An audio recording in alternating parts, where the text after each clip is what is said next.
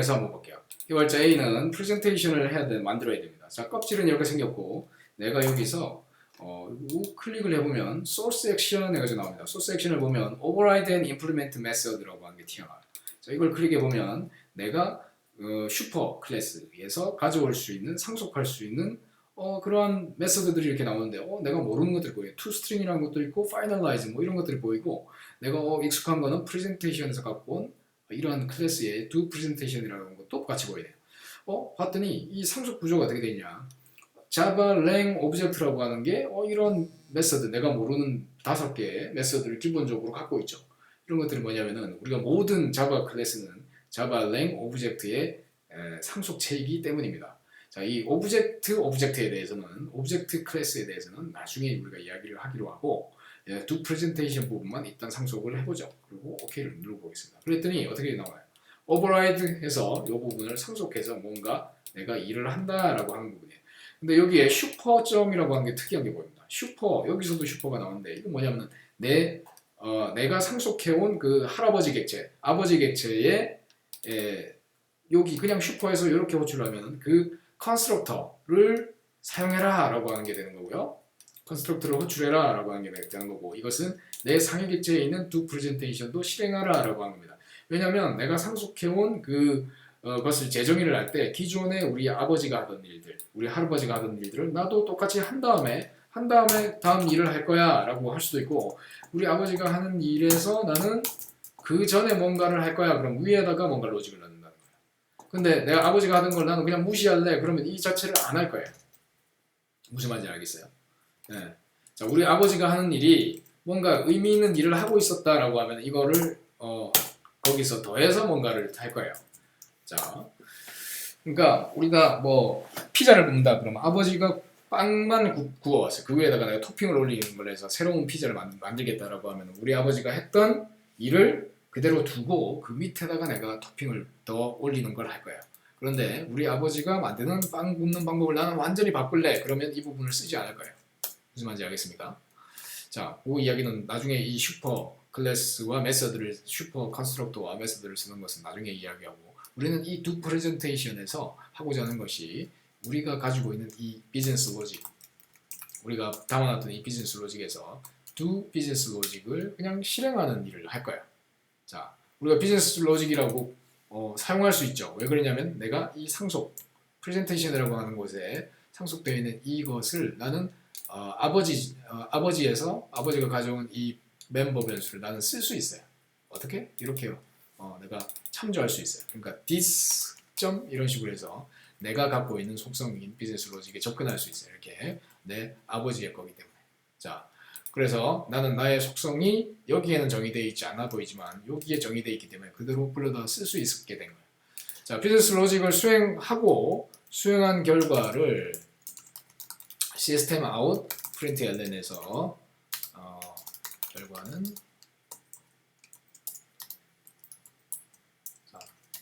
자 이런 식으로 결과를 넣으시죠.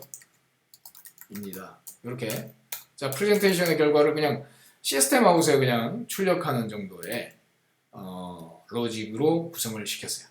자 여기 뭐 오류가 뜨는데 뭘까요? 네, 오류가 뜨지만 그냥 저장을 할게요. 저장을 해보면 또 달라질 수 있어요. 자 여기는 무시하면 돼요. 오류가 아닐 것 같아요. 자 이렇게 해서 저장을 했어요. 자 여기 비즈니스 로직에 do 비즈니스 로직이라고 나왔는데 이 do 비즈니스 로직이 뭔가 결과를 리턴하면 좋겠네요. 그냥 void 이렇게 돼 있으니까 아무런 결과를 내지를 않잖아요. 그래서 여기서는 뭔가 스트링, 뭔가 결과에 대한 걸 뭔가 문자열로 리턴해라 라고 하는 걸 여기다 주고요. 그래서 기본 객체에서는 스트링에 null 아무것도 없다 라고 할게요. 그냥 비즈니스 로직에서는 자 이렇게 일단 구성을 시켰어요. 자 이렇게 하면 우리는 프레젠테이션이라고 하는 것이 기본적으로 이 address book presentation이라고 하는 놈은 이 결과를 뭔가 출력하는 걸로 이렇게 되는데요. 우리가 지금 application.java를 다시 와서 이제 보면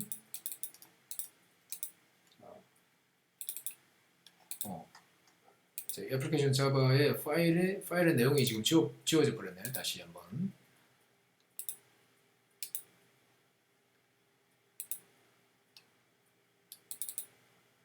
자, 여기 다시 만들어야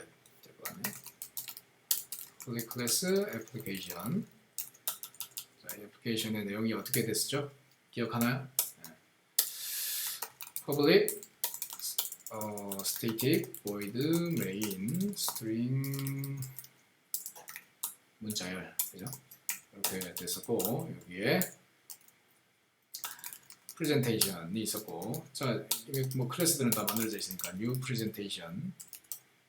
자, 이 new presentation에 그 기본으로 들어가는 그 컨스트럭터에 들어가는 것은 비즈니스 로직이었죠. 비즈니스 로직. 자, 이 비즈니스 로직에 들어가야 되는 디펜던시 객체는 데이터베이스였어요. 이렇게 해서 프레젠테이션을 우리 만들었고, 이 프레젠테이션에 대해서 두 프레젠테이션을 했어요. 이렇게 그냥 생겨 먹은 거였어요. 그래서 이대로 그냥 그대로 두고 실행을 한번 해볼게요. 그러면 이들은 그냥 골격만 서로 가지고서 출력을 하는 그러한 틀을 그냥 가지고 있을 거예요. 자, 이 기본 틀을 우리가 만들 때 이 애플리케이션이 그냥 뭐 아무런 결과를 안 내죠. 지금 보면 아무것도 안 내요. 근데 여기에 기본 틀에다가 기본 틀의 흐름을 이런 식으로 만들어 놨어요. 여기 시스템 아웃 해가지고 println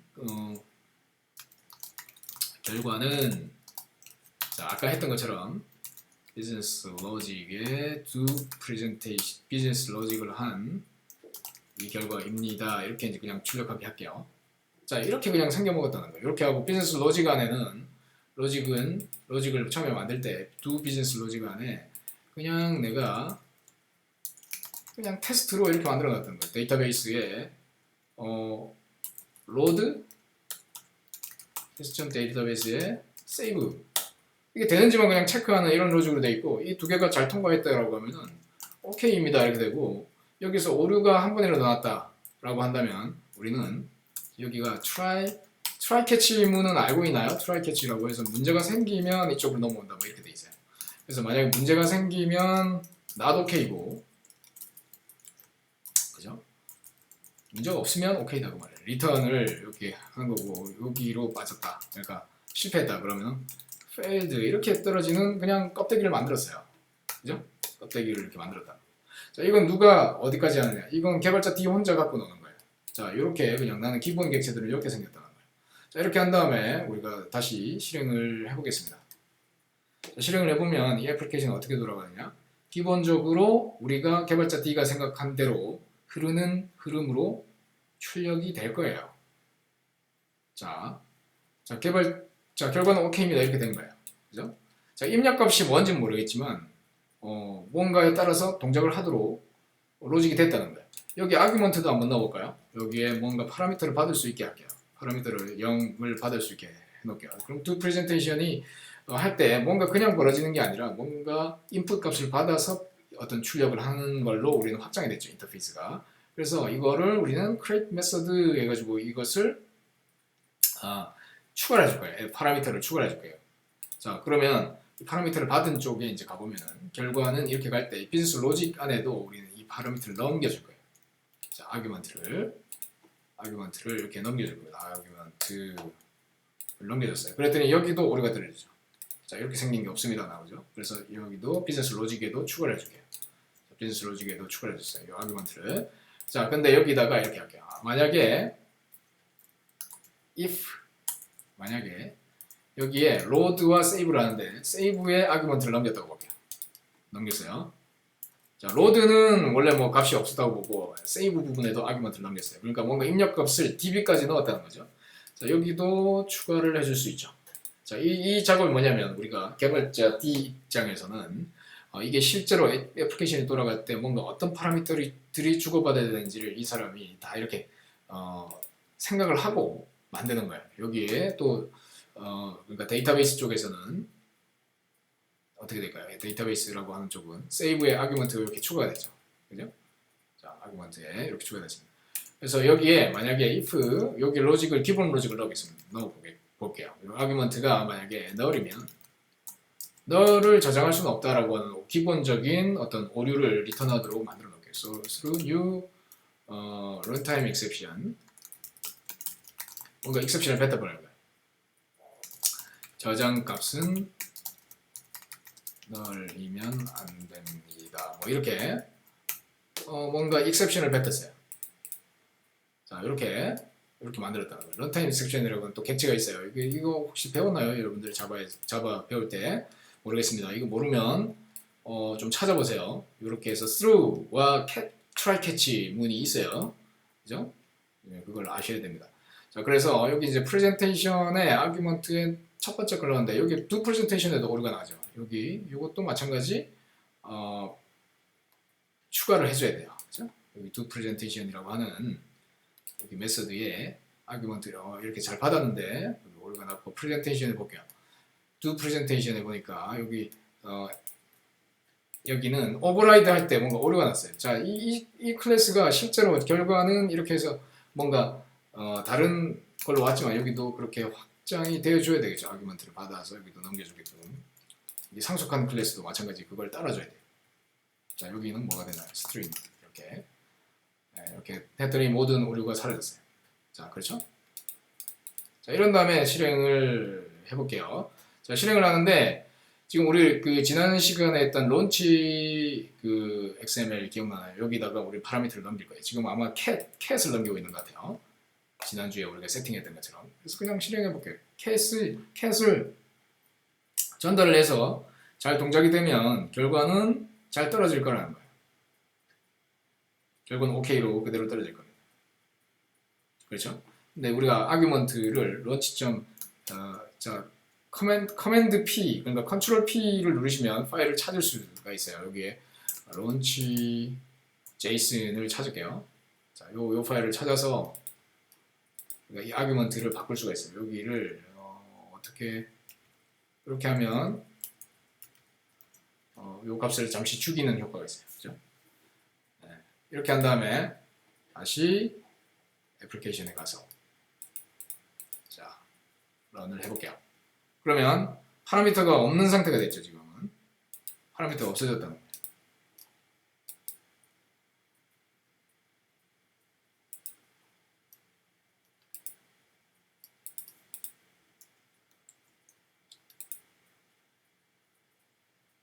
자, 다시 실행했습니다.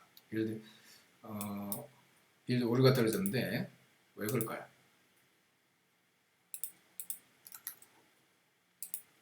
여기 위에 있던 여기서 오류가 났어요. 자, 이거는 우리가 지금 사용하지 않을 프로젝트이기 때문에 그냥 딜리트를 할게요. 지난 시간에 있었던 게 간섭을 주네요. 자, 이거는 날려버리고요.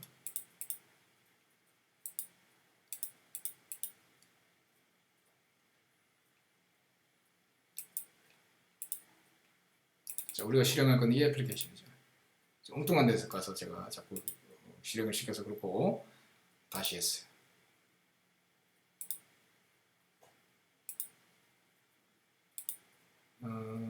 이 부분을 다 지웠는데도 자꾸 이렇게 나왔네요. 그죠? 자, 이제 실행을 했어요. 그랬더니 이 접근 자체에서 아예 오류가 났어요. 여기 보면 아규먼트의 첫 번째 거를 우리는 참조를 하는 요 순간에 오류가 나버렸거든요. 그래서 여기에 우리는 이런 걸 달 거예요. 만약에 없다면 그러니까 아규먼트의 length가 0 이상이라면 우리는 아규먼트를 넘길 것이고 아니면 그냥 null을 주겠다 이렇게 할 수 있죠. 자, 우리가 파라미터 값을 저렇게 줄 수도 있지만 이런 식으로 이 접근 자체를 맞게끔 하기 위해서 이런 표현식을 쓸 수 있어요. 그죠? 이렇게 다시 해볼게요.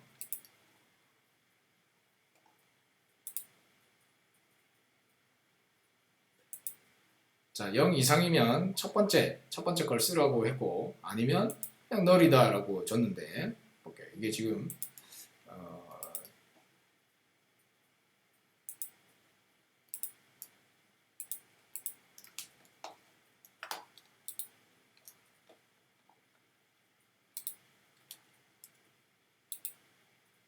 자, 이거 리스타트 시키는 게 맞을 것 같아요. 자, 이렇게 한번 꼬이면 프로젝트를 이렇게 리스타트를 시키고 깔끔하게 이 자바 런타임 엔진을 다시 실행시키는 것을 하는 게 좋을 것 같아요. 자, 이렇게 다시 깔끔하게 했고요.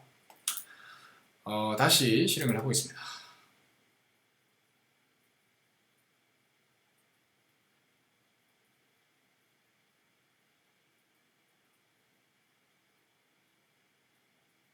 자, 결과는 fail입니다. 이렇게 떨어지죠. 자, 아규먼트를 우리가 안 넘겼을 때 결과는 다시 fail이 되는 거예요. 이 fail이 벌어지는 건 누가 이렇게 유도를 했나요? 여기서 우리는 기본적인 골격으로 우리는 이 애플리케이션의 기본적인 골격은 결과는 비즈니스 로직으로 호출을 하도록 우리가 만들어 놨고, 이 비즈니스 로직 안에서는 기본적으로 데이터베이스를 로드하고 세이브하는 골격으로 우리는 테스트를 해놨어요. 그리고 세이브를 할 때 이 아규먼트가 없으면 이 데이터베이스에서 이 시작 부분에 저장값이면 널이면 안 됩니다 라고 하는 거를 출력하게 이렇게 만들어 놨다.